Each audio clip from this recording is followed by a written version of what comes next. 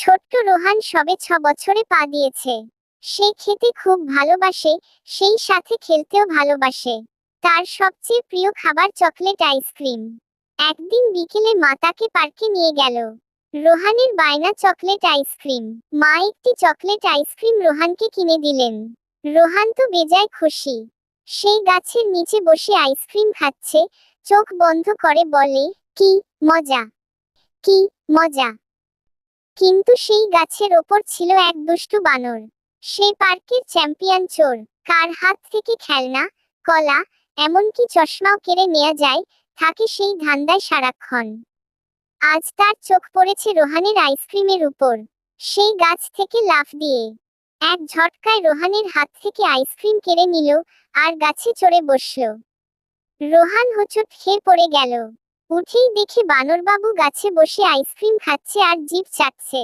রোহান বলল, এটা আমার, দাও। বানরবাবু বলল, আমি পেয়ে গেছি, এখন এটা আমার। রোহান মাথা চুলকে কিছু একটা ভাবল। সে পাশ থেকে একটা পাকা কলা তুলে বানরকে দেখিয়ে বলল, এই যে কলা, তুমি তো কলা খেতে ভালোবাসো, না? বানরবাবু একটু লোভে পড়ল। চকোলেট আইসক্রিম ভালো লাগছে, কিন্তু কলা তো তার প্রিয়। সেই গাছ থেকে লাফিয়ে নামলো।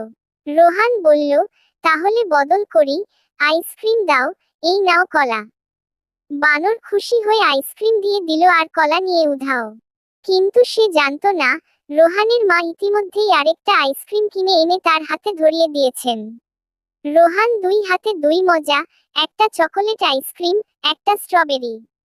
আর বানর গাছের ওপরে বসে কপাল চাপড়ে বলল, ধুর, কলা তো রোজই খাই, আইসক্রিম তো রোজ পাই না। চান্স নিতে গেলাম, ছ্যাঁকা খেয়ে এলাম। তারপর থেকে বানরবাবু আর কারো খাবার নেয় না, শুধু গাছে বসে গান গায়।